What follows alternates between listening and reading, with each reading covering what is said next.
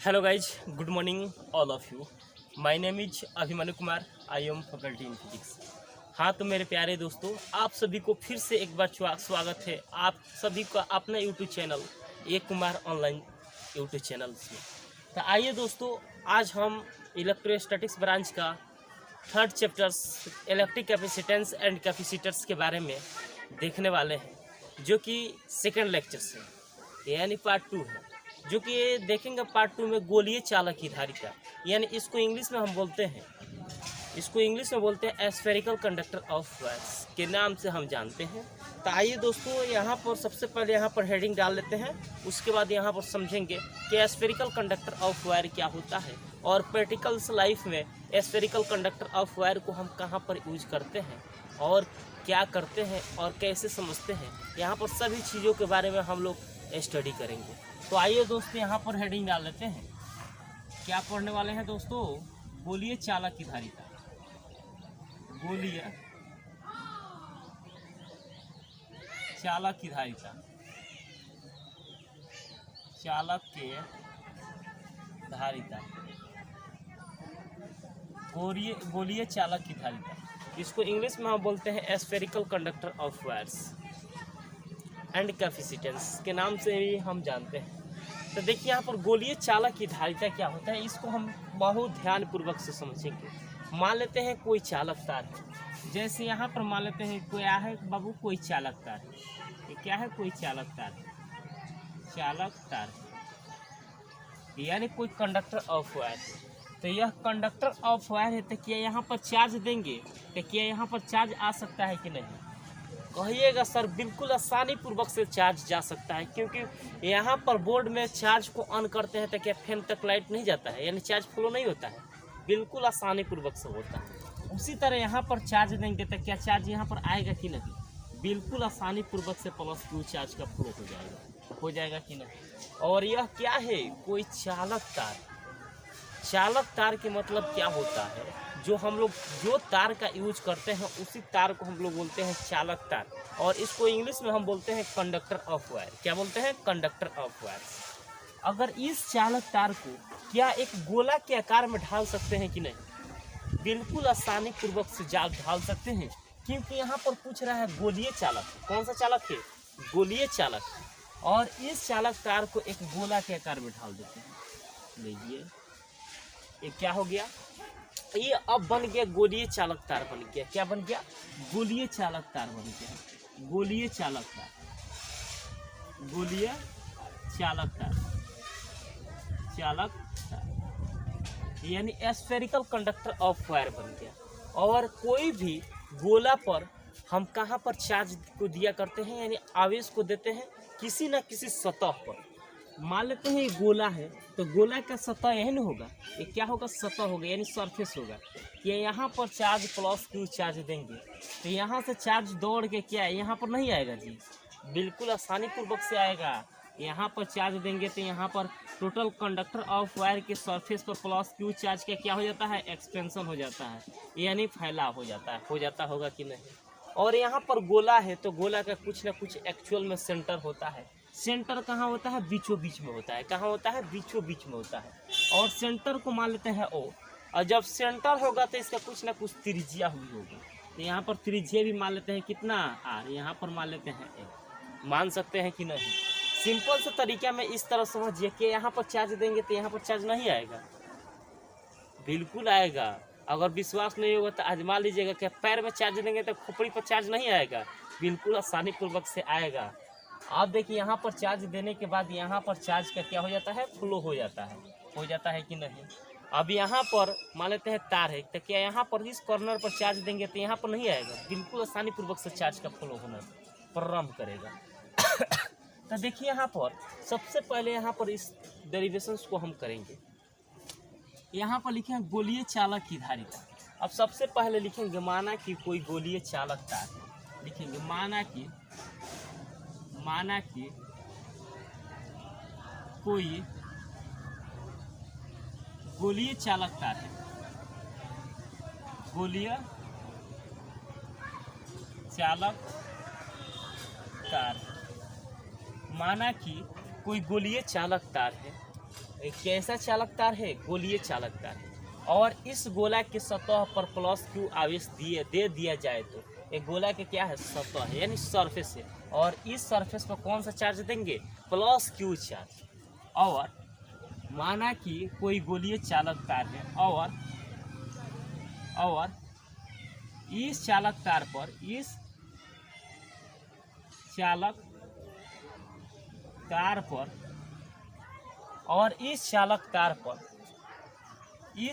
तार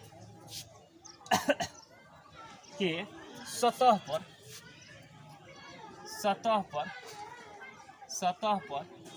plus Q आवेश दे दिया जाता है तो प्लस क्यू आवेश दे दिया जाता है तो इस गोला की सतह पर प्लस क्यू आवेश दे दिया जाता है तो गोलीय चालक की धारिता क्या होगी? गोलीय चालक तार के धारिता का मान क्या होगा? धारिता के मान क्या होगा?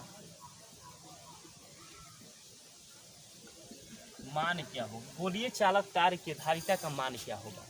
अब देखिए यहाँ पर बाबू, यहाँ पर चार्ज कितना है? किसी एक चार्ज है। क्या है? इस गोला के सतह पर सिंगल चार्ज है। कितना चार्ज है? सिंगल चार्ज है। तो सिंगल चार्ज की वजह से विद्युत विभव का वैल्यू क्या होता है? And I am today sessions are discuss about intensity of electric field due to single electric potential due to single charge. यानी सिंगल चार्ज पर इलेक्ट्रिक पोटेंशियल्स का वैल्यू कितना होता है? के क्यू बटा आर। वी बराबर कितना होता है? के क्यू बटा आर। ये बढ़ा चुके हैं तीसरा चैप्टर्स में आप लोगों का। आप देखिए यहाँ पर प्लस क्यू आवेश, यानी प्लस क्यू, यहाँ पर आवेश कितना है? चार्ज कितना है? एक। तो प्लस क्यू आवेश के कारण विद्युत विभव प्लस क्यू आवेश के कारण विद्युत विभव, यानी जो आपका तीसरा चैप्टर दिया हुआ है, यानी तीसरा और चौथा चैप्टर एक में कंबाइंड करके दिया गया है, इसलिए इसको नाम पड़ा हुआ है विद्युत धारिता तथा संधारिता। विभव को भी मिला दिया है एनसीईआरटी में। यानी तीसरा चैप्टर्स में हम आप लोग प्राइवेट बुक से देखिएगा तो आप लोग अलग चैप्टर दिया है संधारित का, यानी कैपेसिटर्स का। लेकिन जब एनसीईआरटी की बात करते हैं तो एनसीईआरटी में आपका क्या दिया है? तीसरा चैप्टर्स और चौथा चैप्टर्स को कंबाइंड करके दिया। ठीक है, तो देखिए यहाँ पर प्लस क्यू आवेश के कारण विद्युत विभव, यानी यहाँ पर चार्ज कितना है? सिंगल चार्ज है। तो सिंगल चार्ज की वजह से विद्युत विभव का वैल्यू कितना होता है? V बराबर कितना होता है? के क्यू बटा कितना होता है? आर होता है। इतना जानते होंगे कि नहीं? जानते होंगे। इक्वेशन क्या मान लेंगे? फर्स्ट। यानी सिंगल चार्ज की वजह से विद्युत विभव का वैल्यू कितना होता है? के क्यू बटा आर। यहाँ तक तो समझ गए। यानी सिंगल जब चार्ज रहेगा तो विद्युत विभव का वैल्यू कितना होगा? के क्यू बटा आर। अब लिखेंगे, चूंकि हम जानते हैं कि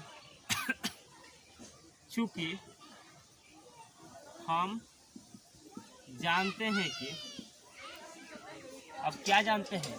यानी C बराबर कितना जानते हैं? Q बटा V। ये जानते हैं कि नहीं? क्योंकि हम जानते होंगे कि C बराबर क्या होता है? Q बटा V होता है। अब देखिए यहाँ पर Q है तो Q, और V का वैल्यू यहाँ पर कितना दिया है? यहाँ पर दिया है KQ अब बटा कितना? R। कितना दिया है कि नहीं? और त्रिज्या यहाँ पर कैपिटल है तो त्रिज्या क्या लेंगे? कैपिटल लेंगे कि नहीं? अब देखिए यहाँ पर Q और यहाँ पर K का वैल्यू कितना होता है? 1/4 पाई एप्सिलॉन नॉट के बराबर होता है, क्योंकि electric charge and electric field में बता चुके होंगे कि K का वैल्यू कितना होता है? 1/4 पाई एप्सिलॉन नॉट, और यहाँ पर गुणे Q बटा कितना हो जाएगा? R हो जाएगा कि नहीं? और बताइए यहाँ पर Q से Q क्या हो जाएगा? कैंसिल हो जाएगा। और Q से Q जब कैंसिल हो जाएगा तो यह कहाँ चला जाएगा? R ऊपर चला जाएगा। तो यहाँ पर R ऊपर चला जाएगा, और ये इसका 1/4 पाई एप्सिलॉन नॉट किसके बराबर होता है? K के बराबर होता है। तो यहाँ पर क्या हो जाएगा? K हो जाएगा। तो आर बटा क्या हो जाएगा, के हो जाएगा। यानी सी का वैल्यू कितना आ गया, आर बटा के। और एक फार्मूला ये भी हो सकता है, अगर मान लेते हैं यहाँ पर गुणा नहीं करते हैं, यानी क्यू से क्यू क्या हो जाएगा, कैंसिल हो जाएगा, और यहाँ पर इसको ऊपर भेजेंगे और इसको भी ऊपर भेजकर हम गुणा करेंगे, तो यानी सी का वैल्यू एक फार्मूला आ गया आपका आर बटा के, और दूसरा फार्मूला आपका आ जाएगा सी बराबर यहाँ पर क्या हो जाएगा 4 पाई एप्सिलॉन नॉट, और यहाँ पर क्या हो जाएगा, यहाँ तक कोई डाउट। यहाँ पर आपका कैपेसिटेंस निकालने के लिए कितने फार्मूला बता चुके, 3 फार्मूला बता चुके, यानी धारिता निकालने का तरीका आपका 3 है, यानी सूत्र आपका कितना है 3। सी बराबर क्यू बटा भी पहला फार्मूला, सी बराबर आर बटा के दूसरा फार्मूला, सी बराबर 4 पाई एप्सिलॉन नॉट आर, यह तीसरा फार्मूला हो गया। इसी तरह कैपेसिटर का बहुत सारे फार्मूला का यूज करते रहेंगे, और इस फार्मूला का उपयोग कहीं नहीं कर देंगे। आपका सवाल के सिचुएशन पर डिपेंड करता है कि हम इस फार्मूला का उपयोग कहाँ पर करेंगे। जैसा सवाल होगा वैसे ही हम उस फार्मूले का उपयोग करते हैं, ये नहीं कि सभी सवाल पर ये फार्मूला का उपयोग कर देंगे। जैसा सवाल होगा कंडीशन देखना पड़ता है कि जैसा सवाल होगा उस स्थिति में हम उस फार्मूला का उपयोग करते हैं। अब इसको नोट नहीं किए हैं तो सबसे पहले इसको नोट कर लीजिए। इसको मिटा देते हैं आप। अब उसके बाद आगे बढ़ेंगे। अब देखने वाले हैं, यानी गोलीय चालक की धारिता देख चुके हैं। अब देखने वाले हैं गोलीय चालक की निर्भरता, यानी गोलीय जो चालक होता है यह क्या क्या चीज पर डिपेंड कर सकता है, यानी क्या क्या चीज पर निर्भर कर सकता है। अब देखने वाले हैं गोलीय चालक की निर्भरता। अब हेडिंग डालेंगे गोलीय चालक की निर्भरता। गोलीय चालक के धारिता के निर्भरता, यानी डिपेंडेंस ऑफ इलेक्ट्रिक कैपेसिटी, यानी डिपेंडेंस ऑफ इलेक्ट्रिक कैपेसिटेंस, यानी जो गोलीय चालक की धारिता होती है यह किन किन बातों पर निर्भर करती है। जिस तरह आप लोग पढ़ाई करते हैं तो पढ़ाई करने के बाद आप लोग किस पर डिपेंड रहते हैं, सब लोग अपने मदर एंड फादर्स पर डिपेंड होंगे। उसी तरह कोई भी कैपेसिटेंस यानी धारिता है वह किसी न किसी मटेरियल के सिचुएशंस पर जरूर डिपेंड्स होगा। जैसे यहाँ पर हम मानते हैं, यानी सी गोलीय डायरेक्टली प्रोपोर्शनल टू, पहला तो आपका कैपेसिटेंस होगा किसी न किसी माध्यम पर डिपेंड करेगा, यानी किसी न किसी माध्यम पर डिपेंड करेगा। किस पर, किसी न किसी माध्यम पर, यानी कोई भी कैपेसिटेंस को रखिएगा तो कोई ना कोई मीडियम में रखिएगा, तो यानी कैपेसिटेंस कोई ना कोई मीडियम पर डिपेंड करता है। और यहाँ पर दूसरा होता है सी गोलीय डायरेक्टली प्रोपोर्शनल टू, त्रिज्या पर निर्भर करता है। किस पर, त्रिज्या पर निर्भर करता है। किस पर, त्रिज्या पर, न कि आवेश पर, न कि आवेश पर। ये दो कॉन्सेप्ट को याद रखिएगा हमेशा ही। यानी गोलीय चालक की धारिता किन किन बातों पर निर्भर करता है, डिपेंडेंस ऑफ इलेक्ट्रिक कैपेसिटेंस किन किन बातों पर निर्भर करता है। पहल का किस पर, किसी न किसी मीडियम पर, यानी कोई ना कोई माध्यम पर डिपेंड करता है गोलीय चालक की धारिता। क्योंकि गोला को रख रहे हैं तो यहाँ पर किस मीडियम पर रख रहे हैं, वो मीडियम के सिचुएशन पर डिपेंड करता है आपका धारिता। और यहाँ पर दुनिया का कोई भी हम गोला लेंगे, यानी कोई भी हम चालक तार को जब लपेट को हम रख देंगे तो एक गोला का आकार बनेगा। तो कोई भी गोला लेंगे तो गोला का कुछ ना कुछ त्रिज्या भी होगा। और यहाँ पर धारिता आपका आवेश पर डिपेंड नहीं करता है, कभी भी चार्ज के सिचुएशंस पर डिपेंड नहीं करता है। यहाँ तक तो आप लोग समझ गए। यानी गोलीय चालक की धारिता यहाँ पर माध्यम पर निर्भर करता है और दूसरा त्रिज्या पर, और न कि आवेश पर डिपेंड नहीं करता है। यहाँ तक तो आप लोग बहुत आसानी पूर्वक से समझ गए। और यहाँ पर एक न्यूमेरिकल क्वेश्चंस इस पर लगा लेते हैं कि इस पर किस टाइप का न्यूमेरिकल क्वेश्चंस आपका बोर्ड एग्जाम तथा कॉम्पिटिटिव एग्जाम में पूछ सकता है। इसको मिटा देते हैं, नोट कर लीजिए, नोट नहीं किए हैं होंगे तो।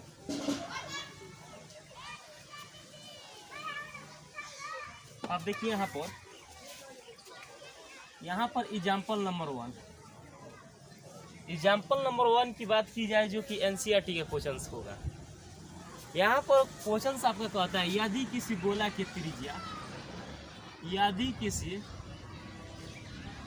पृथ्वी की त्रिज्या, पृथ्वी के त्रिज्या, यदि किसी पृथ्वी की त्रिज्या 6400 किलोमीटर हो तो विद्युत धारिता का मान, विद्युत धारिता के मान माइक्रोफैराड में ज्ञात करें। यहाँ पर दोस्तों सवाल लिखे हुए हैं यदि किसी पृथ्वी की त्रिज्या, क्योंकि हम लोग जानते होंगे कि ऑलरेडी हम लोग जानते हैं कि पृथ्वी के आकार क्या है, गोला की आकार की। पृथ्वी कैसी है, कौन से आकार की है, गोला की आकार की है। तो गोला है तो इसका त्रिज्या भी होगा। तो त्रिज्या कितना दिया है, 6400 किलोमीटर दिया है। कितना किलोमीटर दिया है, 6400 किलोमीटर दिया है। तो विद्युत धारिता का मान माइक्रोफैराड में ज्ञात करना है। कौन सा फैराड में, माइक्रोफैराड में ज्ञात करना है। तो हम कैसे निकालेंगे, क्योंकि यहाँ पर धारिता का मान निकालना है। तो धारिता के लिए 3 सूत्र बताए थे। कितना सूत्र बताए थे, पहला सूत्र बताए थे C बराबर यहाँ पर होता है Q बटा कितना, V। नहीं जानते हैं, ये पहले ही लेक्चर्स में हम बता चुके हैं। C बराबर कितना होता है, Q बटा V। और यहाँ पर दूसरा का सूत्र C बराबर कितना, R बटा K, ये भी जानते होंगे। और तीसरा का सूत्र क्या बताए होंगे, C बराबर यहाँ पर बताए थे 4 पाई एप्सिलॉन नॉट और कितना R। ये तीनों सूत्र बहुत ज़्यादा VVI है, इसको हमेशा के लिए याद करके रखना होगा। C बराबर कितना, Q बटा V, C बराबर R बटा K और C बराबर 4 pi epsilon not R। C को क्या बोलते हैं, विद्युत धारिता। Q को क्या बोलते हैं, कुल आवेश। यहाँ पर V को क्या बोलते हैं, विभव। और C को क्या बोलते हैं, कुल धारिता। और यहाँ धारिता R को क्या बोलते हैं, त्रिज्या। और K क्या होता है, कोई कांस्टेंट क्वांटिटी होता है। जैसे यहाँ पर देखिए, ये तो समझ गए होंगे। R क्या होता है, R आपका गोला का त्रिज्या होता है। गोला के त्रिज्या क्या होता है, गोला के त्रिज्या। और त्रिज्या होता है इसका ऐसा ही मात्रा क्या होता है, मीटर। और क्या होता है, कोई कांस्टेंट होता है, एनी कांस्टेंट। और K का वैल्यू कितना होता है, 9 × 10⁻9 न्यूटन मीटर स्क्वायर बटा कितना होता है, कूलम्ब स्क्वायर। ये पढ़े हुए कि नहीं। और यहाँ पर 1/4 K का वैल्यू कितना होता है, 1/4 पाई एप्सिलॉन नॉट होता है कि नहीं। यही क्या कांस्टेंट वैल्यू का, कांस्टेंट चीज़ का वैल्यू होता है, वो K का वैल्यू होता है 1/4 पाई एप्सिलॉन नॉट के बराबर होता है। यह आपका electric charge in electric field में बता चुके हैं, जो कि इलेक्ट्रोस्टैटिक्स ब्रांच का फर्स्ट चैप्टर से electric charge in electric fields. अब देखिए यहाँ पर सवाल में क्या क्या दिया गया है। यहाँ पर सबसे पहले लिखेंगे दिया गया है। सवाल में कितना दिया है, यानी किलोमीटर, इतना त्रिज्या किलोमीटर 6400 किलोमीटर है। यानी R का वैल्यू दिया है, त्रिज्या दे दिया है। त्रिज्या कितना दिया है, 6400 किलोमीटर दिया है। और किलोमीटर में दिया है तो इसको किस में चेंज करेंगे, मीटर में चेंज करेंगे। तो यानी 6400 गुणे 1 मीटर बराबर 1 किलोमीटर बराबर कितना मीटर, 1000 मीटर। कितना मीटर, 1000 मीटर। 1000 से गुणा करेंगे मीटर में चेंज करने के लिए। तो यानी R बराबर कितना हो जाएगा, 6400 गुणे यहाँ पर 1000 को क्या लिख सकते हैं, 10 के पावर Q लिख सकते हैं कि नहीं, बिल्कुल आसानी पूर्वक से लिख सकते हैं। और इसमें हम आपसे पूछेंगे कि कौन सा फार्मूला लगेगा। देखिए यहाँ पर गोला का क्या दिया है, अभी भी बताए थे। कोई भी कंडक्टर आप वायर को मोड़ते हैं तो एक गोला के आकार में ढल जाता है। तो गोला के आकार में ढल जाता है तो इसका क्या होता है, त्रिज्या होता है। यहाँ पर त्रिज्या का मान दे दिया और K का वैल्यू ऑलरेडी आप लोग जानते हैं। तो धारिता का वैल्यू नहीं निकल जाएगा, बिल्कुल आसानी पूर्वक से निकल जाएगा। तो फार्मूला नंबर कितना लगेगा, सेकेंड वाला फार्मूला। यहाँ पर फर्स्ट, सेकेंड, यहाँ पर कितना, थर्ड। तो कौन सा फार्मूला लगेगा, सेकंड नंबर लगेगा। जो कि यहाँ पर C बराबर कितना होता है, R बटा K होता है कि नहीं। अब देखिए यहाँ पर R का वैल्यू कितना दिया है, 6400 गुणे यहाँ पर 10 के पावर 3 और बटा K का वैल्यू कितना होता है, यानी 9 × 10 के पावर 9। इतना जानते होंगे, यहाँ पर लिखवो किए हैं। अब देखिए यहाँ पर क्या 6400 को इस तरह लिख सकते हैं, 64 गुणे 10 के पावर यानी 100 लिख सकते हैं कि नहीं। और गुणा करेंगे तो फिर क्या हो जाएगा, 6400 हो जाएगा। गुणे यहाँ पर 10 के पावर क्या हो जाएगा, क्यू। अब बटा कितना हो जाएगा, 9 गुणे 10 के पावर 9। अब देखिए यहाँ पर 6400 गुणे 64 गुणे, अब 100 को यहाँ पर क्या लिख सकते हैं, 10 के पावर 2 लिख सकते हैं। और यहाँ पर 10 के पावर 3। अब बटा कितना हो जाएगा, यहाँ पर 9। और यहाँ पर प्लस में इसको ऊपर भेजेंगे तो किस में हो जाएगा, माइनस में हो जाएगा। तो 10 के पावर क्या हो जाएगा, 9 हो जाएगा। अब देखिए यहाँ पर क्या हो जाएगा, 64 गुणे 10 के पावर 3 और 2 कितना हो जाएगा, 5 गुणे यहाँ पर प्लस में ऊपर जाएगा तो किस में हो जाएगा, माइनस में। यानी 10 के पावर कितना हो जाएगा, -9 और बटा में कितना हो जाएगा, 9। और इसको कटाएंगे तो कितना हो जाएगा बाबू, यानी 7.11 गुणे 10 के पावर, यहाँ पर -9 में से 5 को घटाएंगे तो कितना हो जाएगा, -4 हो जाएगा। और देखिए यहाँ पर दशमलव के बाद कितना अंक है, 2 गो अंक है। तो यानी यहाँ पर 2 गो जीरो बैठाइएगा, 100 हो जाएगा। तो देखिए यहाँ पर 7 11 और गुणे 10 के पावर यहाँ पर 100 को क्या लिख सकते हैं, 10 के पावर 2। 10 के पावर 2 यहाँ पर नीचे इसको ऊपर भेजेंगे तो 10 के पावर क्या हो जाएगा, -2 गुणे 10 के पावर क्या हो जाएगा, -4। और यहाँ पर 711 गुणे 10 के पावर -2 और -4 कितना हो जाएगा, -6। और यहाँ पर 1 माइक्रो फराड, 1 माइक्रो बराबर कितना होता है, 10 के पावर -6 के बराबर होता है। 10 के पावर -6 के बराबर होते हैं। यहाँ पर 711 गुणे यहाँ पर 10 के पावर -6 और ये यहाँ पर 1 माइक्रो फराड। हम जानते हैं कि यहाँ पर 1 माइक्रो फराड बराबर कितना होता है, 10 के पावर -6 होता है कि नहीं। तो यहाँ पर 10 के पावर -6 के जगह पर कितना लिख सकते हैं, 1 माइक्रो फराड लिख सकते हैं कि नहीं, बिल्कुल आसानी पूर्वक से लिख सकते हैं। तो यानी 711 गुणे यहाँ पर 1 माइक्रो फराड और 1 माइक्रो फराड में 711 से गुणा करेंगे तो कितना हो जाएगा, 711 माइक्रो फराड। अब बताइए इस क्वेश्चन में कोई प्रकार की डाउट है, हमको ख्याल होगा कि कोई प्रकार की डाउट नहीं होगा। और इसको नोट नहीं किए हैं तो सबसे पहले मेरे प्यारे दोस्तों इसको नोट कर लीजिए। आज के लिए इतना ही रहने देते हैं। Thank you so much.